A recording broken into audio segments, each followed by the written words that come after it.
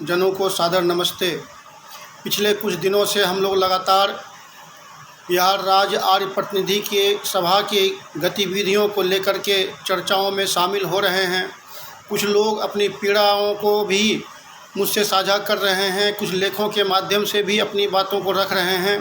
साथ ही साथ एक विकल्प के रूप में कुछ और भी लोग हैं जो चाहते हैं कि इस प्रकार के वाद विवाद में ना पड़ते हुए प्रचार के माध्यम को आगे बढ़ाया जाए। मित्रों, यह जानना अति आवश्यक है कि बिहार राज्य आर्य प्रतिनिधि में बदलाव की आवश्यकता क्यों है। हम प्रचार प्रसार किसके सहारे कर सकते हैं? क्या मात्र परिवारजनों के साथ में, आर्य समाज मंदिरों में, वार्षिक उत्सवों के माध्यम से, आयोजनों के माध्यम से क्या हम बिहार में आर्य समाज के विचारधाराओं को स्थापित कर सकते हैं? कदापि नहीं। बिहार में या किसी भी राज्य में, देश में यह आवश्यक है कि वहाँ वैदिक विद्वान आएँ। वैदिक विद्वानों के माध्यम से जो प्रचार प्रसार होगा, जो राष्ट्रभक्ति वो जगा सकेंगे, जो बातें वो बता सकेंगे, वो पढ़े लिखे गुरुकुल से निकले हुए वैसे विद्वान ही कर सकते हैं जो उनको पढ़े हैं, जो अध्ययन किए हैं, जो कि महर्षि की विचारधारा से बहुत नज़दीकी से जुड़ाव रखे हैं।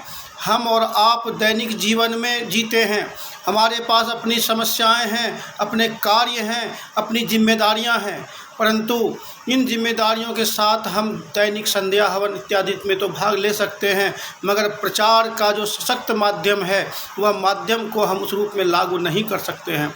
इसीलिए आवश्यकता है कि बिहार राज्य आर्य प्रतिनिधि सभा ने जो लूट खसोट मचा रखा है वो लूट खसोट जारी रखे।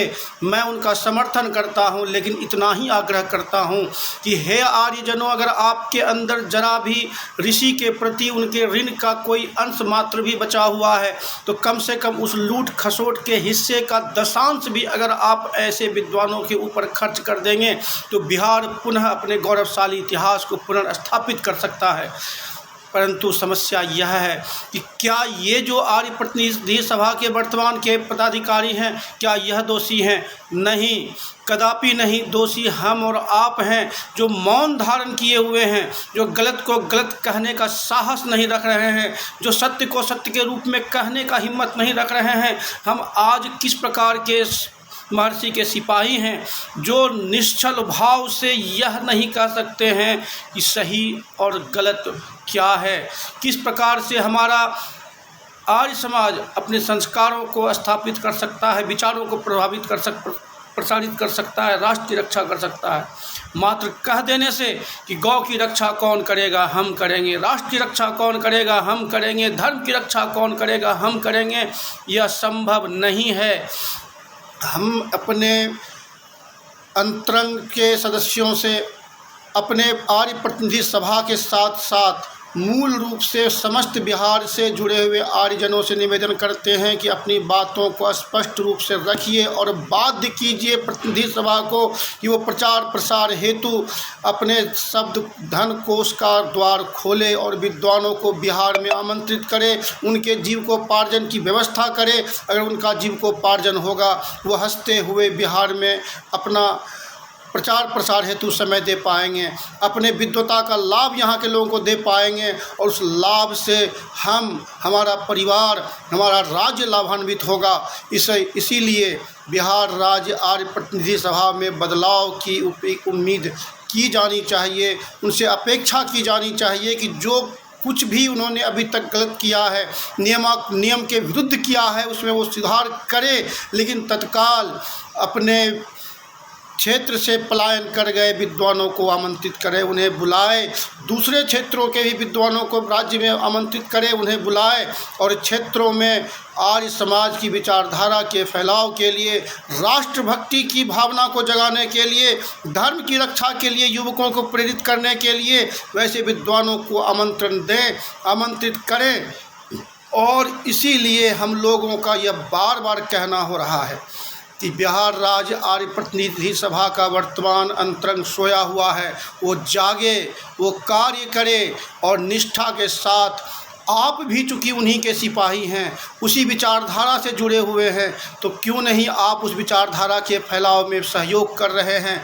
क्या मात्र आय समाज से ही राष्ट्र का भला होगा, राज्य का विकास होगा? कदापि नहीं। जब तक कि धर्म की रक्षा नहीं होगी, गौ माता की रक्षा नहीं होगी, अनाथों की रक्षा नहीं होगी, तब तक बिहार में, राज्य में हम आर्य समाज के संगठन को सशक्तिकरण के रास्ते पर नहीं ला सकते हैं। सशक्त नहीं होगा अगर हमारा आर्य समाज, हमारा राष्ट्र सशक्त नहीं होगा, हमारा युवा सशक्त नहीं होगा। और ये तभी होगा जबकि वैदिक विद्वान बिहार में लौटेंगे, उनका पलायन रुकेगा, उन्हें संरक्षण मिलेगा, उन्हें पोषण मिलेगा। और बिहार के अंदर ख़ास तौर से जो रह रहे हैं हमारे आर्य बंधु, उनके अंदर यह निर्बलता दूर जब तक नहीं होगी कि वो सत्य को सत्य के रूप में स्थापित करने के लिए अपनी आवाज़ को रख सके। अगर स्वामी जी ने कहा कि अगर हमारी उंगलियों को मोमबत्तियों की तरह भी जलाओगे तो मात्र सत्य और सत्य ही रखूँगा, तो आज उसके सिपाही इतने दुर्बल कैसे हो गए कि सत्य को सत्य कहने से डरते हैं, सत्य को सत्य के रूप में लिखने से डरते हैं। किसी भी व्यक्ति के द्वारा जो गलत कार्य हो रहा है उसका विरोध करने से हिचकिचाते हैं। हमारे बिहार के अंदर जो आर्य बंधु हैं उनको जगना होगा, उनको अपनी बात रखनी होगी, चाहे आप जिस भी रूप में रखें, लेकिन प्रतिनिधि सभा को बाध्य करें कि बिहार में प्रचार प्रसार हेतु विद्वानों को बुलाएं। उनको लाना ही उनके लिए एकमात्र अंतिम विकल्प है। इससे कम हम लोग अब उनसे उम्मीद नहीं करते हैं। हम अपेक्षा करते हैं कि वह इन बातों को सुनेंगे, और उससे ज़्यादा अपेक्षा करते हैं कि हमारे बिहार के आर्य बंधु अपने अंदर की शक्ति को जगाएंगे। वो जिस वीर महर्षि के योद्धा हैं वो अपनी ताकत दिखाएंगे, अपनी बुद्धिमत्ता का इस्तेमाल करते हुए सबसे पहले अपने संगठन को मजबूत करेंगे। पहले कहा जाता था कि 2 संगठन है, अब तो 1 संगठन है। अब क्या परेशानी है? परेशानी यह है कि हम और आप मौन हैं, हम और आप अपनी बातों को रखने से हिचकिचाते हैं, डरते हैं कि हमारा संबंध खराब नहीं हो जाए, हमारा किसी भी व्यक्ति के साथ मनमुटाव नहीं हो जाए। भाई, जब तक सत्य है तभी संबंध है। अगर सत्य और में जरा सा भी अंश मात्र, अगर लेस मात्र भी गलत सत्य हो रहा है तो हमारा संबंध खराब होगा ही होगा। इसीलिए जागें, हम जगें, हम जगाएंगे, हम सत्य को स्थापित करें, सत्य स्थापित होगा। बदलाव की अपेक्षा है, आपकी मौन को तोड़ने की आवश्यकता है। आप मौन तोड़िए, बिहार में पुनः आर्य समाज अपने उन पुराने अतीत को दोहरा सकेगा। अपेक्षाओं के साथ क्रमशः